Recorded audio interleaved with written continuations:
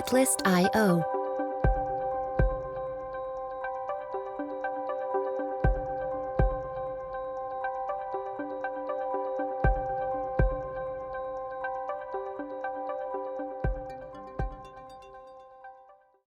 Buenas noches. El día de hoy nos acompaña el abogado empresarial Luis Eduardo Morales Anguiano, quien es egresado de la Facultad de Derecho de la Universidad Autónoma.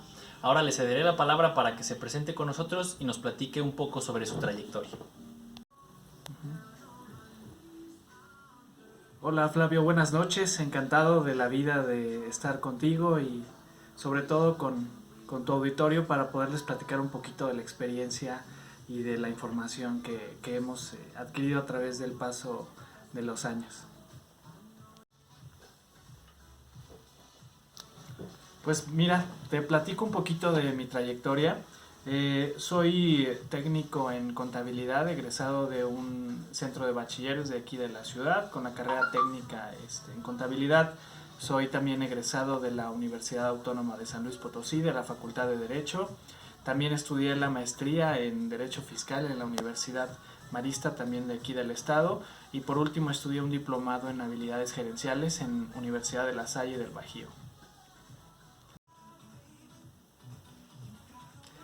Te platico que empecé mis prácticas profesionales en la Defensoría Pública del Estado, estuve cerca de 2 años. Posteriormente participé como practicante en un despacho especialista en Derecho Fiscal del licenciado Daniel Pedrosa Gaitán.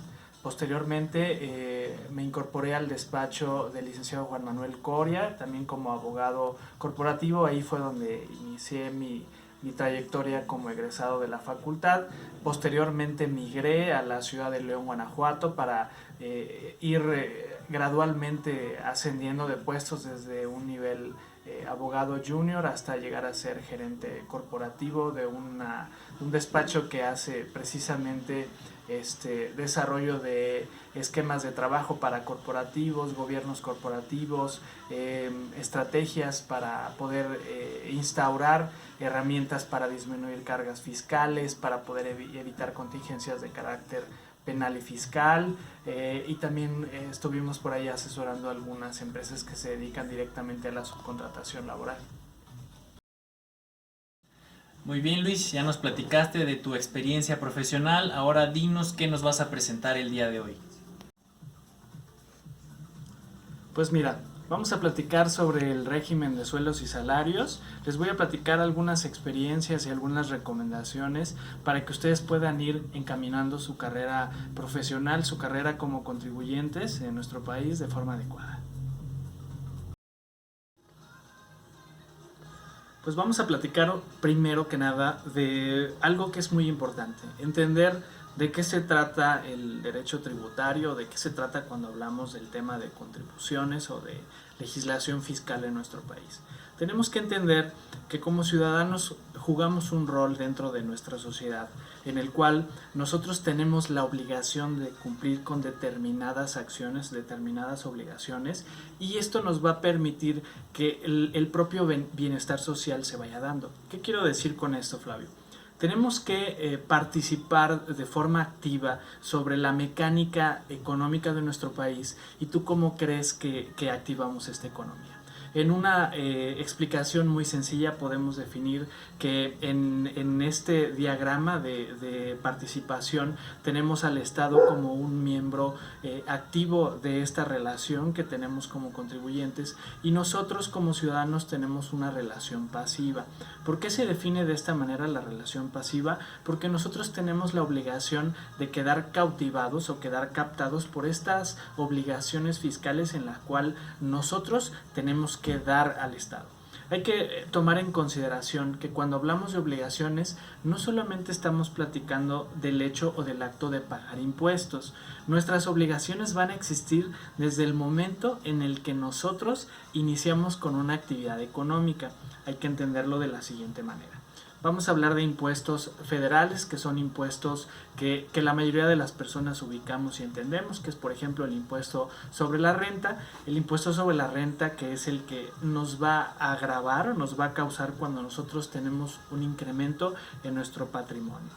Y por otro lado, otro impuesto que también conocemos es el famoso impuesto al valor agregado, que también conocido como IVA, ¿qué es lo que grava? No grava propiamente el incremento de tu capital, sino lo que hace el IVA es más bien gravar el consumo. Por eso en otros países lo conocen como el impuesto al consumo, porque no es precisamente la acción de que ganas algo, sino por el solo hecho de tener una actividad económica causas este impuesto, y esto va a facilitar que se active la economía. Vamos a entenderlo, vamos a irlo clasificando. Nosotros, que somos los ciudadanos que participamos en el régimen de sueldos y salarios, vamos a tener determinadas obligaciones. Hay obligaciones que son genéricas, que todos tenemos que conocer y que tenemos que entender, que es, por ejemplo, pagar IVA. Un ejemplo, Flavio. Tú vas al centro comercial y a lo mejor compras un saco, vas a comprar un pantalón o vas a comprar una mochila, unos botines para tu trabajo. Este tipo de productos te van a causar un impuesto al valor agregado. ¿Qué significa? Esto no tiene nada que ver con tu actividad económica, con tus ingresos, sino que solo por el hecho de participar en la mecánica económica de nuestro país, vamos a tener que participar activamente o pasivamente en esta relación jurídica tributaria. ¿Qué significa? Que vamos a causar este IVA, y como todos nos hemos dado cuenta, este IVA se causa de forma definitiva, es decir, en el establecimiento en el que nosotros consumimos estos productos, este IVA que se cobra, el contribuyente que lo cobró es el responsable de pagarlo a la autoridad. De esta manera, lo que hacemos con el ejemplo de estos dos impuestos, Flavio, es participar a incentivar y activar la economía de nuestro país, y esto nos va a ayudar a tener una mecánica de bienestar social, ¿no? Que es un tema que a todos nos interesa mucho, porque decimos, bueno, ¿de qué manera se refleja el pago de mis impuestos? Pues al final, este tipo de contribuciones o de pagos que nosotros hacemos son los que se van a reflejar en el tema, por ejemplo, de obras públicas, de desarrollos, de incentivos económicos que se desarrollan para la propia sociedad, etcétera. Entonces vamos a volver un poquito, vamos a entender este diagrama de operación de la relación. Nosotros, cuando nos activamos, desde el momento en el que nosotros decidimos iniciar a trabajar, ahí es cuando nosotros decimos, bueno, voy a estar como asalariado. ¿Qué significa el régimen de asalariado, Flavio? Nosotros vamos a prestar una actividad, es una relación de subordinación, vamos a realizar una actividad en favor de una persona. Como esta relación es una relación jerárquica, esta persona, que es quien nos va a pagar a nosotros, va a ser el responsable de retener, en este caso, el impuesto sobre la renta que nosotros causamos para efectos de que se contribuya a la propia sociedad. ¿Por qué en la mecánica no pagamos nosotros nuestro propio impuesto sobre la renta? No lo hacemos de esta manera porque precisamente lo que cuida la autoridad es no hacer cargas excesivas en la relación jurídica hacia el propio contribuyente. Imagínense que ustedes, además de tener que trabajar, pues vas a tener que hacer una mecánica para poder calcular tu impuesto, y al mismo tiempo tendrías la obligación de ir a pagarlo. En esta relación específica, lo que las autoridades nos activaron o nos establecieron es precisamente que nosotros paguemos el impuesto sin la carga de hacer esta mecánica administrativa. Entonces vamos a dar este seguimiento. Yo decido que voy a prestar un servicio personal subordinado, voy a ser un trabajador. Desde ese momento surgen obligaciones fiscales. ¿Qué podríamos pensar por obligaciones fiscales? Pues tenemos, en primer lugar, tendríamos que activarnos en el Registro Federal de Contribuyentes, que es básicamente este listado de todas las personas y los ciudadanos que van a participar activamente en el pago de los impuestos. Entonces, posterior a esta mecánica, nosotros tenemos que entender que las obligaciones para el régimen de sueldos y salarios son muy pocas. ¿Por qué? Porque de alguna manera, a través del paso de nuestro ejercicio fiscal, entendamos también, aquí hacemos una pausa, que los impuestos se calculan, en el caso de impuesto sobre la renta, se calcula del primer día del año, primer día hábil del año, al último día hábil del año. Es por eso que tenemos que presentar las famosas declaraciones anuales. Entonces, ¿qué es lo que va a suceder? Vamos a suponer que nos damos de alta el 5 de enero de este año, iniciamos a prestar nuestros servicios en una empresa. Posterior a esta mecánica, Flavio, lo que va a suceder es que vamos a sufrir o vamos a causar impuestos que nuestro patrón cada quincena o cada periodo de pago nos va a estar reteniendo, y él va a ser el responsable de pagar por nosotros. Antes nosotros sabíamos que al final del ejercicio el patrón nos tenía que entregar un comprobante donde nos decía, pues yo te retuve, por ejemplo, 10 pesos en el transcurso del año, y este es el comprobante que le llaman la famosa constancia de retención, de que yo los tuve, yo fui el responsable de pagarlos, y de esta manera se deslindaba la responsabilidad para los trabajadores. Entendamos que en nuestra actualidad, a través de las reformas fiscales, lo que sucedió fue que la propia autoridad nos quitó esta obligación hacia el patrón de entregarnos estos comprobantes de retención, para efectos de que nosotros a través de los recibos timbrados o los famosos recibos de nóminas CFDIs vamos a tener nuestros propios comprobantes del impuesto causado. Entonces vamos a regresar un poquito. Entendemos que primero tenemos la obligación de inscribirnos, que vamos a ir gradualmente nosotros pagando los impuestos a través de esta retención que nos hacemos. ¿Y qué crees, Flavio? Tenemos una obligación más que también a veces no la tomamos mucho en consideración, pero hoy en día es muy importante, que es precisamente estar activado en el buzón tributario. ¿Por qué te lo digo? Porque hoy la mecánica y las reformas fiscales, lo que nos han dicho es que tenemos que tener activo una forma de comunicación con la autoridad. Precisamente ahorita que estamos en épocas épocas de guardar o épocas de contingencia, donde pues cómo salimos a las instituciones, cómo acudimos a las instalaciones de la autoridad para una aclaración, para un trámite, nos establecieron un portal de internet que le llaman el famoso buzón tributario, donde nosotros podemos hacer ciertos trámites administrativos para presentar declaraciones, para poder generar líneas de pago, para poder realizar precisamente el pago de nuestros impuestos. Entonces, una obligación entendemos que sería precisamente tener activo nuestro buzón tributario y que la autoridad tenga esta facilidad para podernos contactar. ¿Qué más obligaciones te imaginas? Pues por ejemplo, dentro del propio, las obligaciones del RFC, pues tienes que tener un domicilio fiscal, tienes que tener un lugar en donde te pueda ubicar la autoridad, y tienes que en ese lugar poder atender en determinado momento a la autoridad si te llegara a buscar.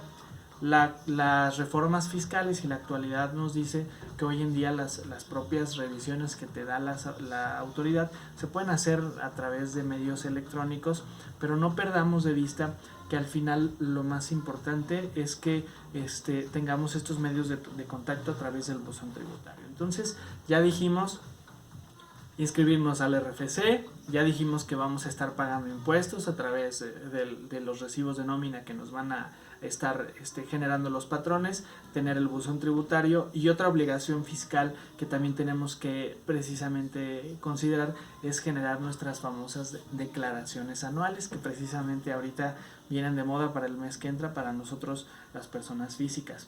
Hay que tomar en consideración lo siguiente: el Código Fiscal o nuestra legislación que habla sobre los impuestos nos dice que nosotros que estamos en el régimen de sueldos y salarios no tenemos la obligación de presentar la declaración anual, porque son nuestros patrones quienes la presentan. Inclusive los propios portales de internet, los propios software que manejan las autoridades automáticamente ya tienen precargados las declaraciones anuales. ¿Cómo funciona esto? Precisamente porque cuando nos pagan y se timbra el famoso recibo de nómina o el CFDI, pues en ese momento el timbrado significa que se carga a la nube de la autoridad, se va a cargar esta información de lo que nos pagaron y del impuesto que nos retuvieron. Entonces, ¿qué es lo que sucede? Al final la autoridad va a conocer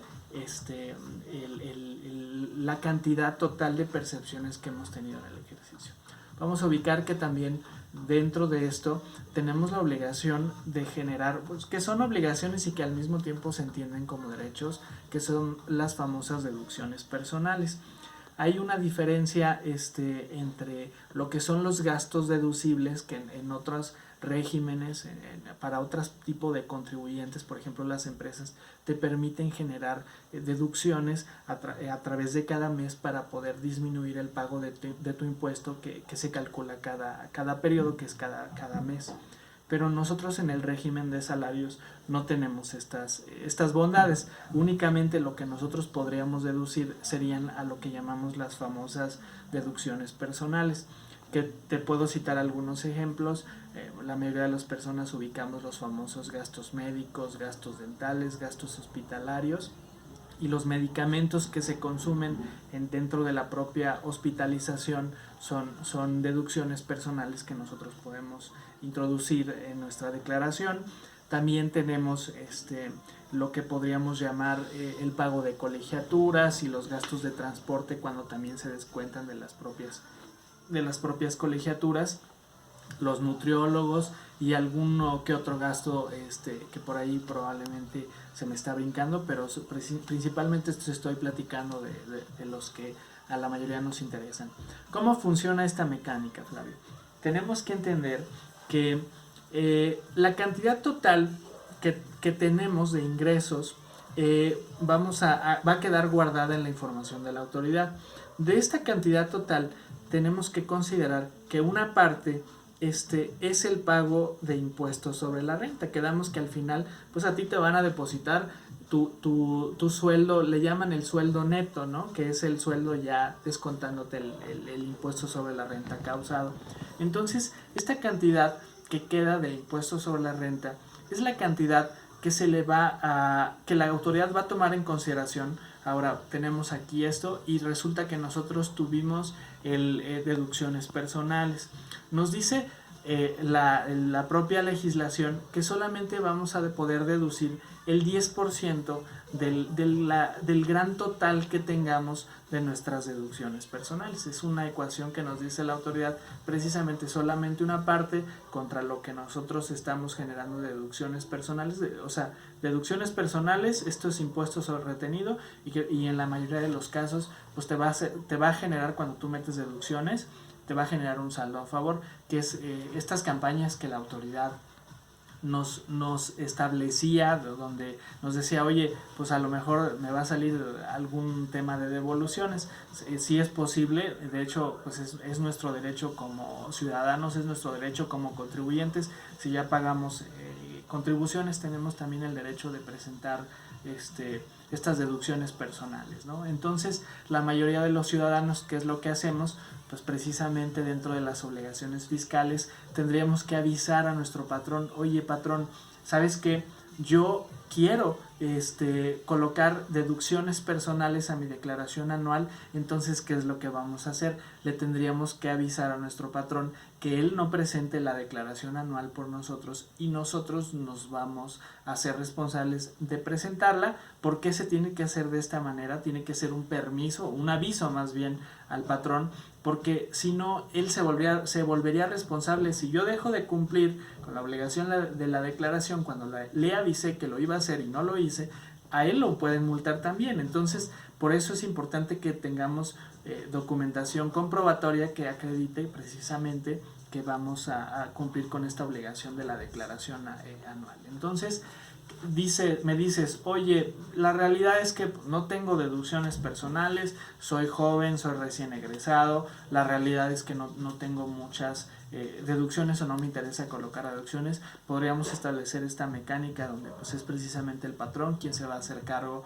de hacer la presentación de la declaración, y quedamos entonces que el impuesto ya quedó pagado, porque cada periodo que nos realizaron se calculó el impuesto y al final se pagó, y realmente es muy poco probable que te diera un impuesto a pagar. Aquí tendríamos que considerar lo siguiente. Pregunta, y es importante, ¿Qué pasa si tengo más de un patrón en el ejercicio? ¿Qué pasa si, por ejemplo, de enero a junio estuve trabajando para un patrón y resulta que de julio a diciembre estuve trabajando para otro patrón? En este supuesto es en el que precisamente la autoridad nos dice que surge la obligación de la presentación de la declaración anual. Eso te hace un sentido muy lógico. ¿Por qué? Porque precisamente con el segundo patrón, que es con el que trabajamos de julio a diciembre, este patrón pues podría presentar nuestra declaración, pero ¿ustedes qué creen? Que él no lo podría hacer porque él no tiene conocimiento de los primeros pagos que tú realizaste en el primer semestre del año. Entonces, por eso nos dice la autoridad, a mí me interesa que cuando tú hayas tenido más de un patrón, tú me presentes una declaración anual, tú te encargues de presentarla directamente como ciudadano. Entonces tenemos que estar muy al pendiente porque podríamos incurrir en alguna multa por no cumplir con esta obligación. ¿Qué pasa? También otro ejemplo, cuando nosotros recibimos pagos de dos patrones diferentes. Aquí es un ejemplo distinto. Vamos a suponer que yo trabajo de lunes a viernes en una empresa y en otra empresa trabajo sábados y domingos, o probablemente por las mañanas en una y por las tardes en otra empresa. Cuando sucede esta mecánica vamos exactamente al mismo supuesto. Ni el patrón de acá ni el patrón de acá, que son el primero y segundo patrón, conoce pues realmente cuánto te paga el otro patrón. Entonces por eso nos dice la propia legislación que tendríamos la obligación de nosotros hacer la presentación de la declaración para poder unificar el total de pagos recibidos. Otra cosa que es importante platicarles es que precisamente hoy en día a través de la tecnología tenemos pues precisamente la información ya cargada en las nubes y en la información del propio Servicio de Administración Tributaria o la Hacienda Pública, y que es muy poco probable que hoy en día haya ciudadanos que digan pues no voy a presentar la declaración, no me importa. El hecho de que la autoridad no tenga la capacidad de revisarnos a cada uno de los ciudadanos no significa que no pudiera suceder, o que pensemos, ¿sabes qué? Es que yo recibo muy pocos ingresos en el año y pues no creo que me toque a mí. Pues hay que tener en consideración que la mayoría de los procesos de revisión de la autoridad están ya automatizados. O sea, ya el propio software con el que cuenta la autoridad ya nos puede generar cartas de invitación, porque el propio software automáticamente detecta que ya pasó el periodo para la presentación de tu declaración anual y de tu pago y no lo realizaste. Entonces, ¿qué creen? Pues en ese preciso momento es cuando te puede generar una carta de invitación que pudiera detonar en facultades de revisión. ¿Sale?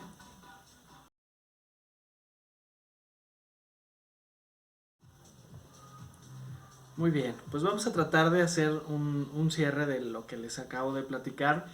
Hay que entender que no se trata de abrumarnos ni de saturarnos de información. Al final hay que entender a nuestros compañeros de futuros ingenieros.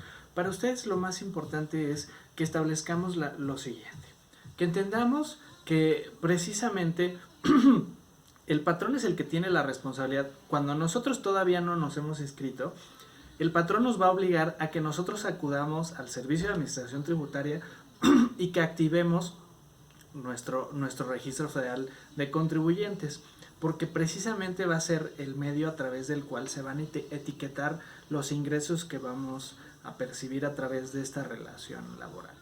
Es un punto que tenemos que considerar. Segundo, cuando no tengamos más de un patrón en el transcurso de este ejercicio fiscal, entendemos que es de enero a diciembre, no tendríamos por qué preocuparnos por la declaración anual, a menos que precisamente presentemos deducciones personales y que hagamos esta mecánica de solicitud de devolución de impuestos, o de poder de alguna manera compensar el pago la devolución o saldo a favor para el futuro ejercicio. Mientras no tengamos esta mecánica de deducciones, no nos tendríamos que preocupar, y obviamente lo que les comentaba con anterioridad, tenemos que tener activo nuestro buzón tributario. antes de terminar el cierre de mi tema, quisiera platicarles algo que es muy importante. En nuestro país, desde mi perspectiva, tenemos un problema cultural sobre el cumplimiento de obligaciones fiscales. Tenemos esta falsa idea de que podemos participar en la vida económica de nuestro país y no ser detectados. Esto es una gran mentira. Vamos a pensarlo de la siguiente manera. ¿Cuántas de las personas que nos están viendo, que nos están escuchando, tienen tarjetas departamentales, tienen tarjetas de crédito, tienen planes de celular, tienen una actividad a través de un endeudamiento, cualquier tipo de préstamo que pasa a través de una cuenta bancaria? Pues precisamente las personas que tenemos este tipo de gastos y de actividades estamos siendo observados por la autoridad. ¿Qué significa esto, Flavio? Que hoy en día las obligaciones fiscales, la autoridad lo que estableció es que, bueno, yo sé que a lo mejor este sujeto que es quien recibe ingresos que no está dado de alta porque probablemente su patrón pues no lo tiene activado en el seguro social, por lo tanto no le paga a través de un CFDI timbrado, es decir, sus ingresos no son tributarios o fiscales. Dice, bueno, entonces esta persona no me va a cumplir la obligación, pero yo lo que voy a hacer es que el banco, que es donde tiene el crédito, o la agencia de coches donde compró su coche, o la tienda departamental donde adquirió los bienes a crédito, estas personas van a ser quienes me van a mí avisar quién es este sujeto que está aquí. Entonces yo voy a monitorear precisamente a esta persona, donde le voy a decir, oye, pues estoy viendo que estás consumiendo, un ejemplo, tú tienes un endeudamiento de 30,000 pesos al mes, entre que pagas coche, tarjetas de crédito, tarjetas departamentales, planes de celular, etcétera, etcétera. Y resulta que no tengo reportado que tengas ningún ingreso. La autoridad te podría decir, ¿y cómo lo estás haciendo? Esta incongruencia le llaman discrepancia fiscal. La discrepancia fiscal es precisamente gastas más de lo que percibes, entonces es uno de los primeros filtros que la propia autoridad tiene para detectar a las personas que no están contribuyendo. Entonces tápense los ojos aquellos amigos de la señora de las gorditas, del famoso taquero que tiene un trocononón y que resulta que tienen esta mención donde dicen que tienen cuentas no fiscales en el banco. Eso no sucede. Cualquiera de las personas que nos están escuchando se puede dar cuenta que el día de hoy, cuando vas y abres una cuenta, aunque sea de las de estas tiendas de conveniencia que están en cada esquina, hasta cuando abres ese tipo de cuentas te piden tu RFC, te van a pedir tu CURP, tu nombre completo, que son los datos básicos o mínimos que te va que va a requerir la autoridad para poder identificarte. Entonces vamos a entender que no tenemos que tenemos que trabajar en nuestra cultura tributaria para poder participar de forma activa, de forma positiva sobre el incentivamiento de lo que es la economía de nuestro país, y que no hay otra manera de que podamos mejorar nuestra situación como ciudadanos si no es a través del pago de nuestros impuestos.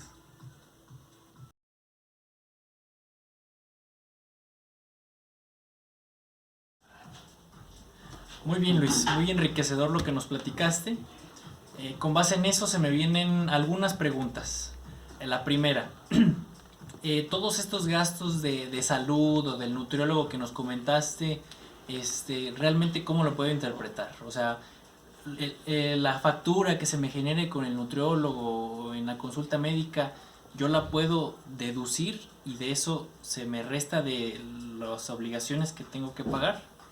Y la segunda pregunta es, en el ejemplo que tú dijiste, que tengo más de 2 patrones al mismo tiempo, o tuve más de un patrón en el mismo año fiscal, ¿cómo yo puedo hacer mi declaración o de quién me puedo apoyar en este caso?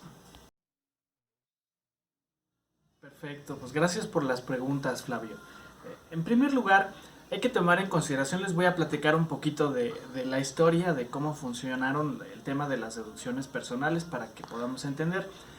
en la época de nuestros papás, como funcionaba esta mecánica, como no era electrónica, no teníamos antes la obligación de cargar esta información a través de la nube del SAT, del programa diseñado por el SAT. Antes no, ¿cómo funcionaba la mecánica de la declaración? Nosotros en el transcurso del año podíamos ir solicitando estos recibos de honorarios que antes le llamaban, o estos recibos de los famosos gastos médicos, y al final cuando íbamos a presentar nuestra declaración anual, que en este caso es en el mes de abril, ya en el mes que entra, era cuando nosotros colocábamos esta cantidad de facturas y las íbamos a compensar o a restar de los ingresos que tuvimos para poder disminuir le llamamos la base gravable, que al final es los ingresos que tuve menos las deducciones personales. Esto te va a hacer un recálculo sobre tus percepciones reales y sobre eso se calcula el impuesto. De ahí se detona el saldo a favor o lo que me van a devolver. Ahora no, Flavio. Ahora yo te decía en la plática que teníamos hace un momento que se carga automáticamente, precisamente porque lo que la autoridad busca es que antes, ¿qué crees que sucedía? Pues precisamente conseguían en diciembre, ya cuando veían más o menos cuánto impuesto les iba a dar a pagar algunos contribuyentes, decían, oye, pues consígueme unos recibos de honorarios del médico, unos recibos dentales o de gastos hospitalarios, y hacían estas truculencias para poder pues disminuir el pago del impuesto. Ahora no. En el momento en el que nosotros acudimos ante el doctor, en el momento en el que nosotros acudimos ante el nutriólogo, por ejemplo, en el momento en el que nosotros pagamos las colegiaturas y dentro del recibo de las colegiaturas pagamos el transporte, algo que tampoco les había comentado, que también es importante, los famosos intereses reales pagados a través del crédito Infonavit. Estos intereses que pagamos también son deducibles. Muchas personas, pues es donde viene la mayor cantidad de deducción, lo colocan.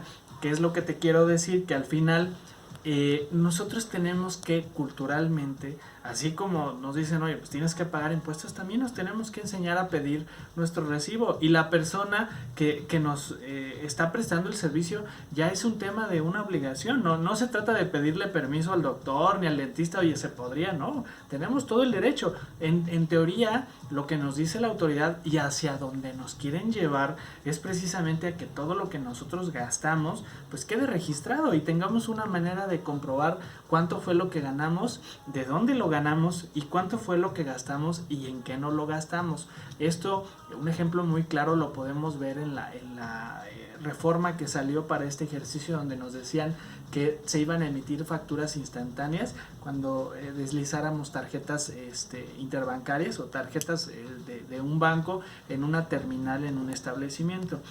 Al final, ¿en qué quedó esta reforma? Por citar y concluir el ejemplo, es que la autoridad facilita la mecánica de facturación y te dice, tú ya podrías precargar en tu tarjeta de crédito tu información como contribuyente y de esa manera generar de forma instantánea la factura para evitarnos estos pretextos de pues déjeme sus datos y su correo electrónico y yo le digo a mi contador que se la envíe dentro de unos 5 o 10 días, porque ¿qué cree que yo voy y lo veo cada 3 semanas? O esta mecánica donde pues usted es quien se tiene que meter al portal y usted tiene que generar y enviarse su propia factura a través de nuestro portal institucional. Entonces, al final lo que busca la autoridad es agilizar el cumplimiento de nuestras obligaciones fiscales, y nosotros como ciudadanos tenemos la obligación de solicitar las facturas para que esto ya quede automáticamente precargado en la información del SAT. Cuando dicen timbrado, significa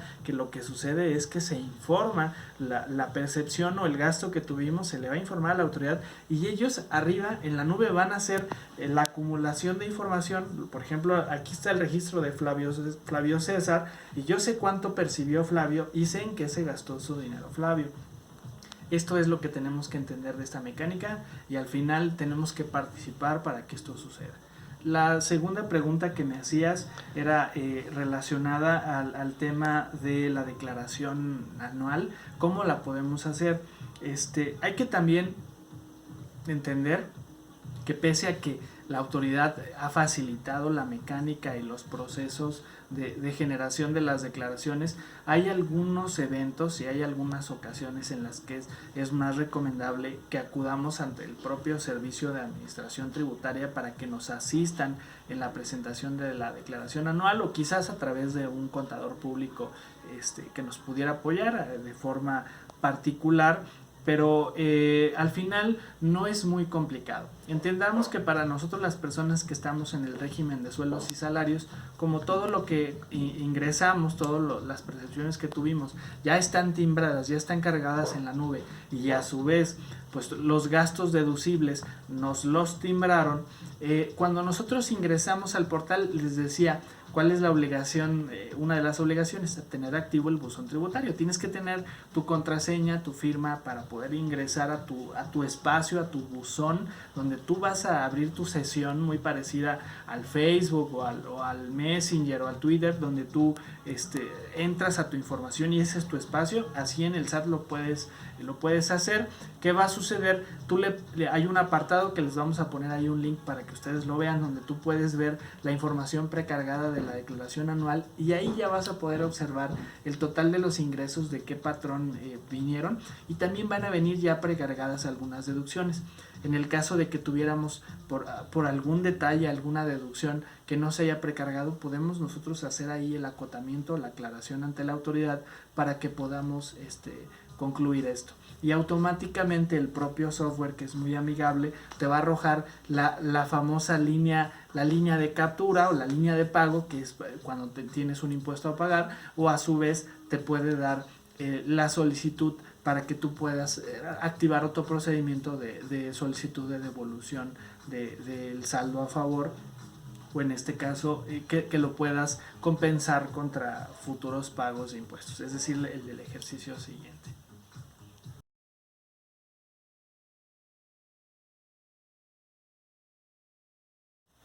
Luis, muchas gracias nuevamente por tu participación. Si tú estás de acuerdo, podemos resolver las dudas que surjan por parte de los compañeros mediante los comentarios del video, o si existe la posibilidad de grabar uno nuevo respondiendo a todos estos tópicos en los cuales los participantes tienen alguna duda. Sin nada más que agregar, me despido.